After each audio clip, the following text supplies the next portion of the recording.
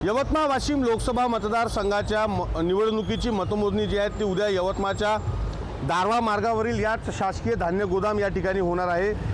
या संपूर्ण ठिकाणी पाहिलं तर कडक अशा पद्धतीने पोलीस बंदोबस्त जो आहे तो तैनात करण्यात आलेला आहे। सोबतच कर्मचाऱ्यांची सुद्धा आज या ठिकाणी ड्यूटी जी आहे ती लावण्यात आलेली आहे।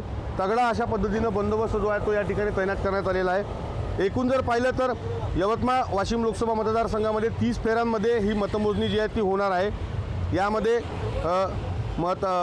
कारंजा विधानसभा मतदारसंघाच्या मतमोजणीसाठी 26 फेऱ्या होतील, वाशिम विधानसभेसाठी 28 फेऱ्या, पुसद विधानसभा मतदारसंघासाठी 25, दिग्रससाठी 28 फेऱ्या, तर राळेगाव विधानसभा मतदारसंघाच्या मतमोजणीसाठी एकूण 25 फेऱ्या ज्या आहेत ते होणार आहे। या संपूर्ण ठिकाणी जर पाहिलं तर कडक अशा पद्धतीनं पहारा देखील देण्यात आलेला आहे आणि तगडा बंदोबस्त या ठिकाणी तैनात करण्यात आलेला आहे। मतदान झाल्यानंतर दोन्ही उमेदवारांचं भवितव्य जे आहे ते या मतपेटीमध्ये बंद होतं। मात्र उद्या या संपूर्ण यवतमाळ वाशिम लोकसभा मतदारसंघाचा खासदार कोण होणार याचा उलगडा तो या ठिकाणी होणार आहे। विवेक गावंडे, TV9 मराठी, यवतमाळ।